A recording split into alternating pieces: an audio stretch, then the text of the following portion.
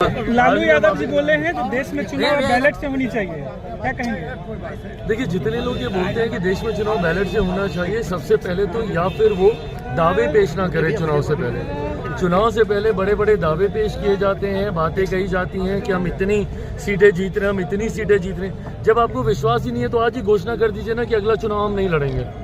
आने वाले दिनों में साल भर के भीतर बिहार में चुनाव हो रहा है ना।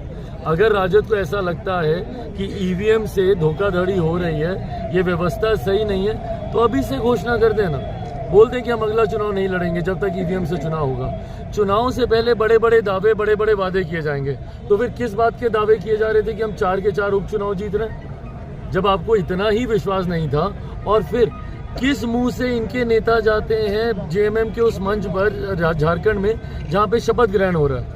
वो भी तो ईवीएम से ही हुआ था ना, वो तो बैलेट पेपर से नहीं हुआ था। तो वहां पर तो इनके नेता जाएंगे, उस शपथ ग्रहण समारोह में शामिल भी होंगे, उस मंच पर भी पहली पंक्ति में वो लोग बैठेंगे, पर उसके बाद इनको इसी व्यवस्था पे विश्वास नहीं है। ये सेलेक्टिव क्रिटिसिज्म नहीं चल सकता। एक तरफ जहां पे राज्यों में परिणाम आपके पक्ष में आए वो आपके लिए ठीक है, जहां आपके पक्ष में नहीं आए वो गलत है। यहाँ पर आप चुनाव हार जाइएगा तो वो गलत है, महाराष्ट्र में चुनाव हार जाइएगा तो वहाँ पे ईवीएम खराब है, पर यहाँ झारखंड में जहाँ आपके पक्ष में परिणाम आए वो ठीक है। तो इस सेलेक्टिव क्रिटिसिज्म जो है, जो आप सिर्फ रहकर सिर्फ हार का ठीकरा फोड़ने के लिए इन बातों को कहते हैं, हकीकत है आपको आत्ममंथन करने की जरूरत है। और ये तमाम तथाकथित महागठबंधन, इंडिया अलायंस, यूपीए, जो भी इनके गठबंधन का नाम है, इनके तमाम घटक दलों को आत्ममंथन करने की जरूरत है कि क्या कारण है कि भैया लोग आप पर विश्वास नहीं कर रहे, क्योंकि आप झूठ बोलते हैं बार बार। आज भी आप संविधान की प्रतिलिपि ये लोग सब लोग हाथ में लेकर घूमते हैं। कहाँ का संविधान खत्म हो गया भैया?